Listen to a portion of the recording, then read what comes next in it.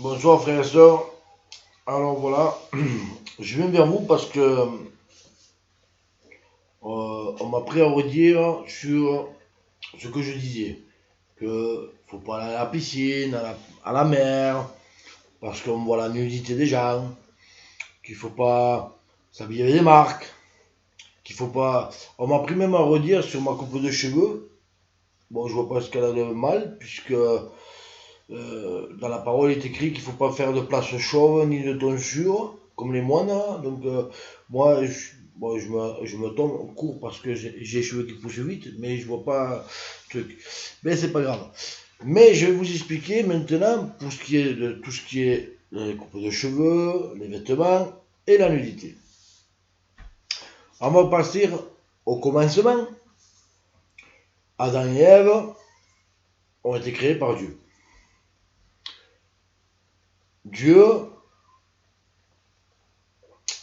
au moment de Noé, qui sont sortis d'Adam et Ève, a fait le déluge. Une fois que le déluge était passé, il restait 8 personnes. Noé, sa femme, ses 3 fils et ses 3 belles-filles. Donc nous descendons tous, toute la population mondiale descend de Noé, de sa femme et de ses enfants. Donc nous sommes tous, en quelque sorte, frères et sœurs. Puisque nous venons tous du même père qui est Adam et Ève. Et nous venons tous du même père qui est Dieu. Puisque Dieu, Adam est fils de Dieu. Et on peut voir ça dans la généalogie de Matthieu, chapitre 1. Donc si nous descendons tous d'Adam et Ève, que nous sommes tous, après le déluge, descendus de Noé. Donc, mon voisin, c'est comme si c'était mon frère ou mon cousin, quelqu'un de ma famille, puisqu'on est tous enfants de Dieu, puisqu'on vient tous d'Adam et Ève, et que Adam est fils de Dieu. C'est comme nous, moi, mon fils fait partie de ma famille. S'il y a des enfants, ils font partie de ma famille, et ainsi de suite. De génération en génération. Donc, si je me réfère à la parole, on me dit, c'est pas interdit à la plage. Oui, mais dans Lévitique, au chapitre 18, vous pourrez le lire, du verset 6 au verset 19, Dieu donne des commandements qu'il ne faut pas voir la nudité de ses parents, la nudité de sa proche parent, la nudité de son frère, la nudité de sa sœur, et ainsi de suite. Mais il n'y a pas que là. Dans Exode 20, au verset 26, et là il parlait aux Lévites, puisque il y a Moïse et tout ça, ceux qui faisaient les autels, que quand ils faisaient l'autel, il ne fallait pas de marche. Parce que, je vais vous le lire, alors c'est Exode chapitre 20 au verset 26. Il est dit, tu ne monteras pas à mon autel par des marches, afin que ta nudité ne soit pas découverte. Parce qu'il ne fallait pas qu'on voie la nudité. Dieu ne veut pas qu'on voie la nudité de son prochain. Mais j'ai d'autres versets pour cela. Parce que, puisqu'on me dit que à chaque fois que je parle, que j'ai tourné la parole et que j'ai fait la doctrine, une fausse doctrine du diable, moi, je m'appuie sur la parole de Dieu. Donc, je prends Habakkuk,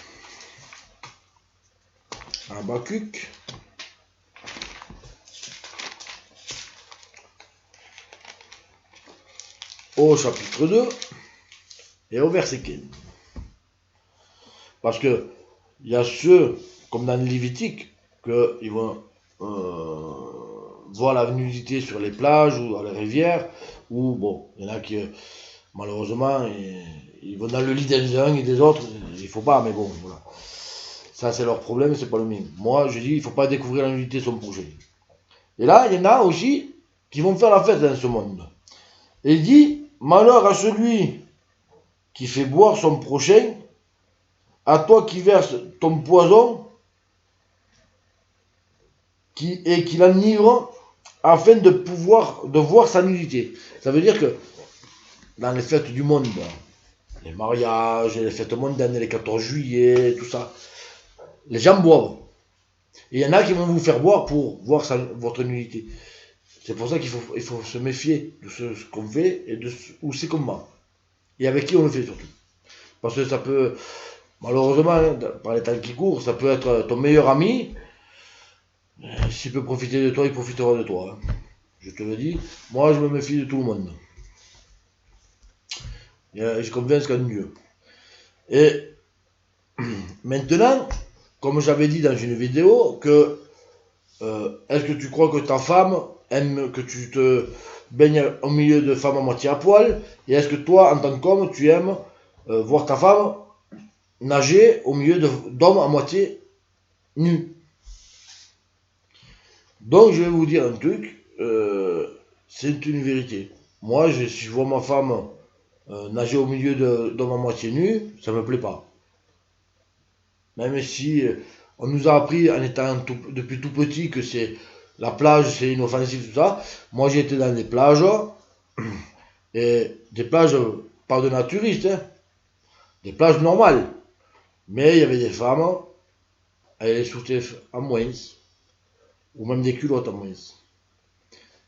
Et parce qu'on a appris aux femmes de faire le nu intégral, le bronzage intégral. Ouais, mais le problème, c'est que les gens qui vous voient, ils voient votre nudité. Et ça, t'as pas le droit. En tant que chrétien, t'as pas le droit. Donc quand tu vas à la plage ou à la rivière, si tu vois quelqu'un qui nage sans soutien-gorge ou sans maillot, tu pêches. C'est la parole qui le dit, c'est pas moi. Donc, je vais aller sur Matthieu 28. Non, Matthieu 5, au verset 28. Matthieu 5. Matthieu 5. Et au verset 28. Alors il dit, mais moi, je vous le dis, quiconque regarde une femme pour la convoiter a déjà commis l'adultère avec elle dans son cœur.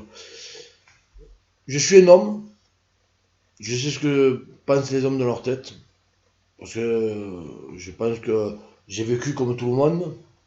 On n'est pas des animaux, hein, mais on est des hommes. Et quand on voit, moi en étant jeune, maintenant ça me fait plus loin, mais quand j'étais jeune à l'époque, quand on voyait une belle femme à moitié nue, eh bien, comme Ève vit le fruit, vit que le fruit était bon, eh bien nous en tant qu'hommes, quand on voit une belle femme, et j'en connais quelques-uns, eh bien ils voient que le fruit est bon. Comme une femme, et je pense qu'il y en a, quand ils voient un bel homme, eh bien ils voient que le fruit est bon. Et en voyant le fruit qui était bon, c'est un péché. Même si tu te dis que jamais tu iras l'aborder ni rien, tu la regardes. Tu regardes ses formes. Et dans ton cœur, ben tu pêches. Donc je vous le dis, quand je vous parle en vérité, on me critique, mais moi je parle que de la vérité. Quand tu vas à la plage, toi en tant que femme, tu vois un homme avec des tablettes de chocolat bien musclées, ça t'attire l'œil. Ton œil vit que le fruit est bon. Et elle va pécher. T'es pas à l'abri de... Parce que comme il disait Dieu à Caïn, attention Caïn, le péché est tapis à ta porte. En voyant le fruit qui était bon, le péché il est à ta porte, où tu es forte et tu te détournes la tête et tu te repens parce que tu as vu quelque chose qu'il fallait pas, ou alors tu peux succomber aussi. Si tu es faible et que tu as eu l'occasion, ben tu succombes et là tu pêches. Mais pas que dans ton cœur, tu pêches en vrai. Il faut se méfier, frères et sœurs. Et les sœurs et les frères, c'est pareil, quand ils voient une femme à moitié nue sur la plage, ou à la rivière, ou à la piscine, hein, son maillot de bain, c'est juste comme si on était en soutif et culotte. Hein. Il n'y a rien d'autre. Hein. Parce qu'à l'époque, dans les années 50, je vais vous le dire, bon, c'est quelque chose que j'ai vu quand j'étais dans le monde. C'était une blague. Mais cette blague, elle est réelle. Dans les années 50, pour voir la femme, il fallait enlever le vêtement. Même le maillot, il fallait écarter le maillot pour voir la femme. Maintenant, t'as plus besoin d'enlever le maillot. Le maillot est tellement fin que tu sais même pas s'il y en a un. Donc, attention frères et sœurs. Et vous les hommes, quand vous voyez une femme avec des belles formes, parce que, faut dire, il y a des belles formes, hein, qu'est-ce que ça te fait dans ton cœur, hein? Moi j'en ai vu, malheureusement, les mecs parlent entre eux. Oh, t'as vu, elle jolie celle-là, hein? Bah, qu'elle a des formes, ceci, cela, hein? Et des gitans, hein, parce que moi aussi j'ai la famille gitane. Hein. Je sais comment on parle chez les gitans. Avant d'être chrétien, on était tous dans le monde, hein, on sait comment on parlait dans le monde. Hein. Bah, qu'est-ce que c'était? Eh oui, hein? Ah, ça la donne, hein? Eh oui, ça la donne, ouais. Mais le problème, c'est que maintenant, c'est quand tu le vois que le fruit est bon. Tourne la tête et repens-toi. Parce que tu pêches. Et ça, c'est biblique. Alors maintenant, on va continuer. Parce que moi, j'aime bien dire la vérité. Parce que moi, il n'y a que la vérité et rien que la vérité qui compte. On va parler de coupe de cheveux. Puisqu'apparemment, ma coupe de cheveux, elle dérange. On dirait, excusez-moi, un guignol, comme on m'a dit. C'est un guignol. T'es un mongol. Tout ce que vous voulez. Gloire à Dieu. Plus tu me haïras et plus je serai fortifié. Alors, je vais vous dire, on va aller dans Ézéchiel au chapitre 44.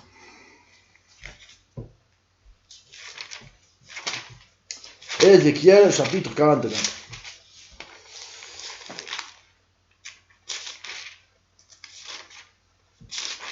Excusez-moi, hein, je cherche. Voilà.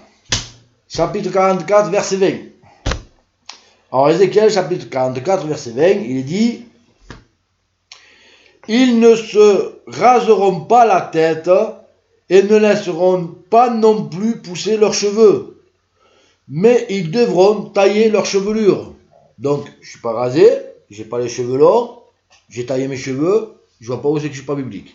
Je vous le dis, parce que vu qu'on me prend à redire sur mes tenues vestimentaires et tout ça, je vais vous expliquer, il n'y a pas de problème. Il n'y a pas de problème. Moi, j'aime bien qu'on m'attaque parce que moi, je reste biblique toujours. Donc, là, on dit, il ne faut pas laisser pousser les cheveux longs, il ne faut pas se raser la tête, il faut se couper les cheveux. Mes cheveux sont coupés, ils sont pas, il y a du 6 mm là et du 13 là. Donc, c'est pas rasé, c'est juste tondu. Donc, c'est coupé. On va prendre un Corinthien au chapitre 11 maintenant.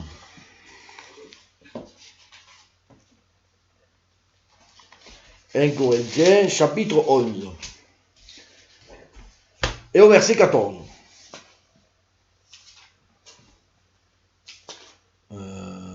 Attendez, hein, je regarde vite fait.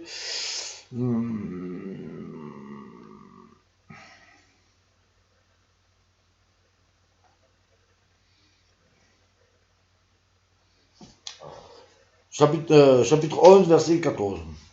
La nature elle-même ne vous enseigne-t-elle pas que c'est une honte pour l'homme de porter les cheveux longs, mais que c'est une gloire pour la femme d'en porter? En effet, la chevelure lui a été donnée en guise de voile.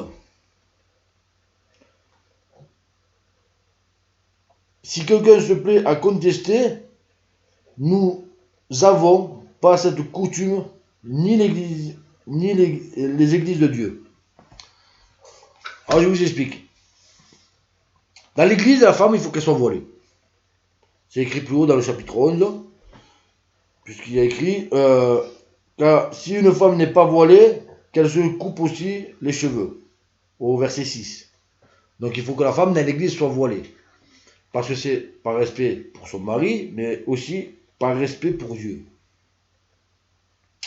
Parce que l'homme ne doit pas se voiler la tête puisqu'il est à l'image et à la gloire de Dieu, tandis que la femme est à la gloire de l'homme, puisque la femme a été tirée de l'homme et l'homme a été créé par Dieu. Donc la femme dans les églises, elle doit se couvrir. Elle doit mettre un voile. Mais en dehors, dans la rue, c'est ses cheveux longs qui servent de voile. Donc, on voit bien dans ce chapitre-là que l'homme ne doit pas porter les cheveux longs, puisque on ne doit pas avoir de voile, on ne doit pas se couvrir. Et il est bien dit que l'homme ne doit pas porter de cheveux longs. Donc, quand on me dit c'est quoi ta coupe de cheveux, elle est réglementaire à la Bible. Voilà. C'est tout ce que je peux dire. C'est réglementaire à la parole. Moi, Dieu me dit rase-toi, je me rase. Hein. Mais il m'a pas dit ça. Il m'a dit coupe-toi, n'aie pas les cheveux longs, n'aie pas les cheveux rasés. Donc, ils ne sont pas rasés, ils sont normaux. Gloire à Dieu. Maintenant, les vêtements. Alors, les vêtements, j'ai dit, il ne faut pas porter de marque parce que il y a des marques, malheureusement, ils sont franc-maçonniques, ils sont sataniques et, excusez-moi, hein, mais moi, j'en ai vu des hommes jeunes et moins jeunes. Ils ont des Nike, ils poussent, hein, ils font le beau, ils poussent, hein, parce qu'il a une Nike, parce qu'il a une Adidas, et que ton frère à côté il a des besoins financiers, il peut pas s'en payer. Pas que je peux pas m'en payer, parce que je vais vous le dire, hein, mais juste après, parce que le voisin à côté il peut pas s'en payer, et ben lui, peut-être que dans son cœur, t'es en train de lui faire du mal, parce que il aimerait avoir une marque, mais il peut pas, parce qu'il a pas les moyens. Moi je vais vous expliquer un truc. Il y a 3 ans et demi, avant que Dieu m'appelle, j'étais chauffeur routier. J'ai touché presque 6 000 euros par mois. Des voitures neuves, j'en ai eu. J'ai tout eu. De l'argent, j'ai mangé au restaurant pendant un mois complet à l'époque. Et j'en ai eu de l'argent. Tous les jours, j'allais au restaurant. Tous les jours, je faisais la fête. Des 6 000 euros, 7 000 euros par mois, j'avais. Mais Dieu m'a demandé de faire un choix. Ou tu travailles pour l'homme, ou tu travailles pour moi. Le choix a été vite fait. Hein. J'ai vu ma femme, j'ai fait voilà, on a 2 choix. Ou on suit Dieu, j'arrête mon métier, on suit Dieu, on a ça. Donc à l'heure actuelle, je touche que 891 euros parce que je suis handicapé et invalide à cause de mon dos. Parce que j'ai 4 hernies discales non opérables, sinon si on m'opère, on me met sur un fauteuil roulant. Donc grâce à ça, j'ai que 891 euros de pension. Ou alors je continue mon métier de routier, je continue à 7 000 euros, mais je ne pouvais pas me consacrer et faire l'œuvre de Dieu. Et bien c'était une discussion, on va dire, de 2 minutes. Parce que moi, dans mon cœur, c'était je suis Dieu, et ma femme m'a dit on suit Dieu. Donc il y a 3 ans et demi, j'ai fait un choix de suivre Dieu. Et on a un bébé de 24 mois à charge.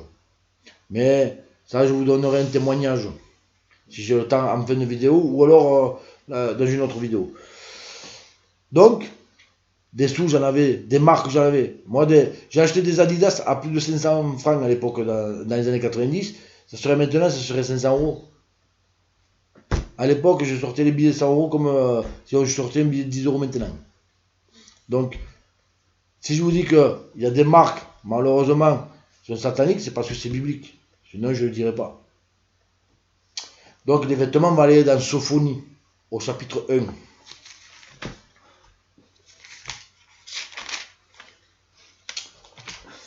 Sophonie, chapitre 1 et verset 8.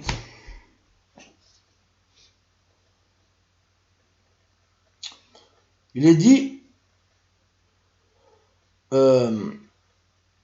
or, au jour du sacrifice de l'Éternel, j'interviendrai contre les princes et les fils du roi, contre tous ceux qui portent des vêtements étrangers. Ça veut dire que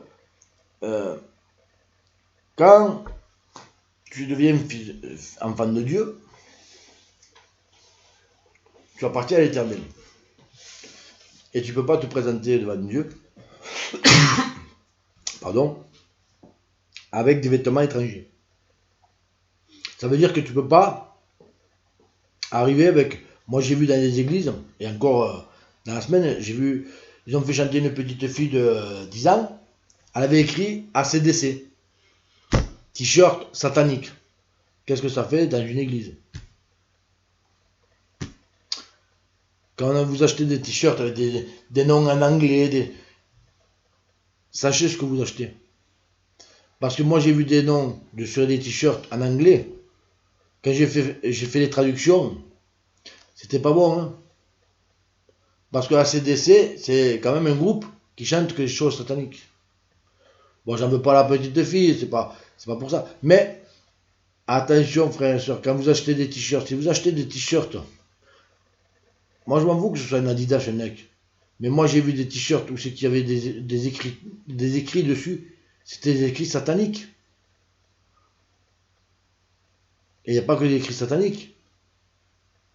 Quand on achète des t-shirts qui ne sont pas écrits en français, que c'est écrit dans d'autres langues, avant d'acheter, renseignez-vous ce que ça veut dire.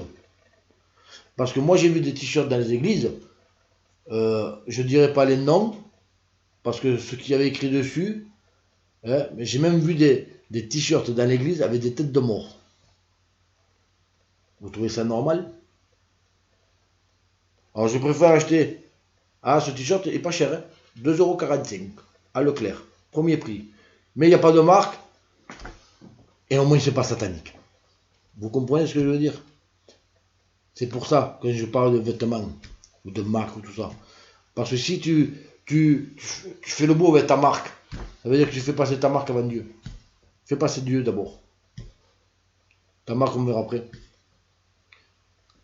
C'est ça que je veux faire comprendre. On peut avoir des marques, mais il ne faut pas que ça te prenne tout ton truc, tout ton esprit. Ce qui doit prendre ton esprit, c'est Dieu et la parole de Dieu. Après, tu peux avoir des marques, tu peux avoir tout ce que tu veux, mais il faut que Dieu passe en premier. Parce que si tu prends à l'époque, je ne sais plus ce que c'était, Oxbox ou un truc comme ça, et il y avait des écritures dessus, des écrits, mais c'était des écrits sataniques. Ah, c'était un Oxbox, ouais, 35 € le t-shirt, ouais. Et dessus, il y avait écrit Vive Satan. Mais en anglais. Et toi, tu parles anglais, tu sais pas ce que ça veut dire. On ne l'achète pas. Achète un t-shirt neutre, regarde. Sobre. Comme j'ai dit tout à l'heure dans ma vidéo, sobre. Au moins, t'es sûr qu'il n'y aura pas de problème. Parce que si tu achètes un t-shirt écrit qu'il ne faut pas, après c'est toi qui vas avoir des comptes à rendre. Hein.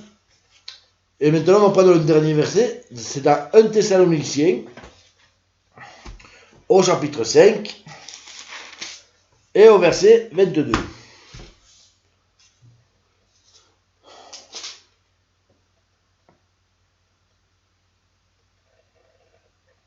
Il est écrit, je l'ai partagé sur mon compte, mais bon, c'est pas écrit pareil, mais c'est pareil. Abstenez-vous du mal sous toutes ses formes. Donc ça veut dire sous toute apparence. Si tu mets des vêtements, comme je viens d'expliquer, avec des écriteaux sataniques, et que tu vas dans l'église, dis-moi, est-ce que c'est la gloire de Dieu? Je pense pas. Parce que moi, si je glorifie Dieu, je ne vais pas mettre un t-shirt de Satan. Quand je dis t-shirt de Satan, c'est pas que le t-shirt ça appartient à Satan, c'est que l'écriteau dessus qui est en anglais ou dans une autre langue, ça peut être en allemand, ça peut être en chinois, mais si tu ne sais pas ce qu'il y a écrit sur ton t-shirt, renseigne-toi, parce qu'il y a beaucoup de t-shirts qui tournent, où c'est que c'est pas écrit en français, et c'est pour rendre gloire à Dieu, gloire à Satan, pas à Dieu. Maintenant, je vais finir avec cela-ci. J'en avais déjà parlé dans une vidéo, mais Dieu m'a parlé en songe, et on me dit que je dis pas la vérité parce que je lis la parole et que je détourne la doctrine, que je dis des doctrines de diable, or que la doctrine c'est celle de Dieu, c'est pas la mienne. Alors Dieu m'a dit en songe comme ça, ce n'est pas le diable qui détourne le peuple, c'est le peuple qui s'est détourné de lui-même, il s'est fait ses propres voies avec la doctrine, comme cela lui convenait pour son iniquité. Alors ça veut dire que c'est le peuple qui s'est détourné de la doctrine de Dieu pour son iniquité. Parce que moi je vois, on me dit Dieu est amour, il pardonne. Oui, mais vous avez enlevé droit et juste. Quand vous prenez l'Ancien Testament, c'est un Dieu d'armée, un Dieu de guerre à la base. Il est droit et juste. Et il a voué des peuples interdits. Et vous croyez qu'il va avoir pitié des gens qui se détournent de lui avec la doctrine? Quand on te dit, ouais, il ne faut pas faire ci. Ouais, mais la doctrine dit ça. Mais seulement vous enlevez le verset du contexte. Vous prenez le morceau du verset qui vous convient, et tout le reste qui ne vous convient pas, vous l'enlevez. Et bien moi je dis, vous êtes en faux.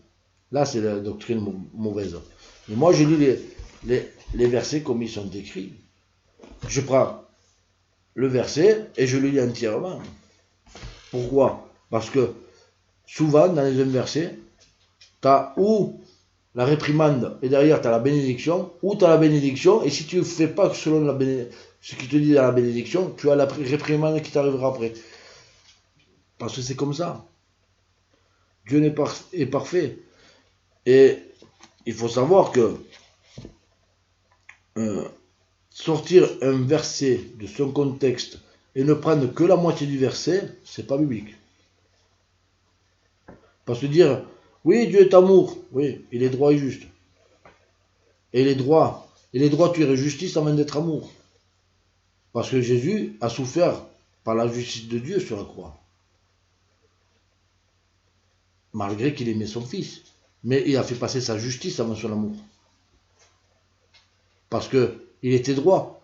La droiture, c'est la droiture des Écritures. Il avait dit que ça devait s'accomplir comme ça. Donc il est resté droit dans ses Écritures. Il a battu la justice sur Jésus, sa justice à lui. Malgré qu'il aimait. Donc il a fait passer sa droiture, sa justice avant son amour. Donc il est droit et juste avant d'être amour. Mais vous les chrétiens, moi, enfin pas tous, mais la plupart, c'est Dieu est amour, il pardonne. Comme on m'a sorti que Jésus a tout accompli à la croix, je peux pécher, tout me sera pardonné. Faux. Arrêtez avec cette doctrine détournée. Je vous le dis. Si vous ne mettez pas les 10 commandements en application, qui est la loi divine, puisque c'était gravé sur de la roche, et les tables ils sont dans l'arche de l'alliance, que l'arche de l'alliance, personne ne s'est volé. Mais l'arche de l'alliance est recouverte d'or pur, donc on peut la retrouver dans 6000 ans, elle n'aura pas bougé. Et les pierres gravées, enfin les tables gravées, elles n'auront pas bougé non plus. Hein. Donc les lois sont divines, perpétuelles et éternelles. Hein. Donc ces commandements, ils y sont. Puis on ne vous dit pas de venir nous insulter, à nous, serviteurs de Dieu. On ne vous dit pas de venir nous mépriser. Puisque dans la parole il est écrit, aime ton prochain comme toi-même. Et même Jésus il a dit, aimez-vous les uns les autres comme je vous ai aimé. Est-ce que tu crois que Jésus est allé mépriser son prochain? Est-ce que tu crois que Jésus est allé insulter son prochain? Je pense pas, moi. Alors vous dites qu'on n'a pas d'amour. Vous dites qu'on est dur. Mais prends la parole, c'est miroir. Et tu verras si moi j'ai pas d'amour ou si toi tu n'en as pas d'amour. Celui qui a de l'amour, c'est pas celui qui oh, ne t'inquiète pas, ça va aller, Dieu te pardonnera. Ça, c'est pas l'amour, ça. Non, t'as péché, repars de toi, parce que Dieu va te punir sinon. Ça, c'est l'amour de son prochain. Parce que l'amour, c'est aussi reprendre son prochain. C'est avertir son prochain. Mais c'est le reprendre quand il pêche. Parce que ça, c'est l'amour. C'est faire attention à lui. Pour pas qu'il pêche, pour pas qu'il perde son âme. Ça, c'est l'amour. Mais la pommade, là, qu'on entend tous, là. Oh, Dieu est amour. Hein? Maniaque, hein? Et c'est maniaque, hein? Et non, il ne faut pas maniaquer. Il faut dire la vérité. La vérité, c'est, si tu as péché, tu te repens et demande pardon à Dieu. Et c'est Dieu qui pardonne. C'est pas toi, c'est pas moi, c'est personne d'autre, c'est Dieu. C'est lui qui juge, c'est lui qui pardonne. Hein? À Dieu, tout est possible, pardonner à l'homme, non. Alors je vous le dis, frères et sœurs, que Dieu vous bénisse. Et sachez que je reste toujours biblique. Même sur les vêtements, sur les coupes de cheveux ou quoi que ce soit. Reprenez les versets que j'ai dit, relisez, méditez, et vous verrez que ce que je dis, c'est la vérité. Que Dieu vous bénisse, et à bientôt, frères et sœurs.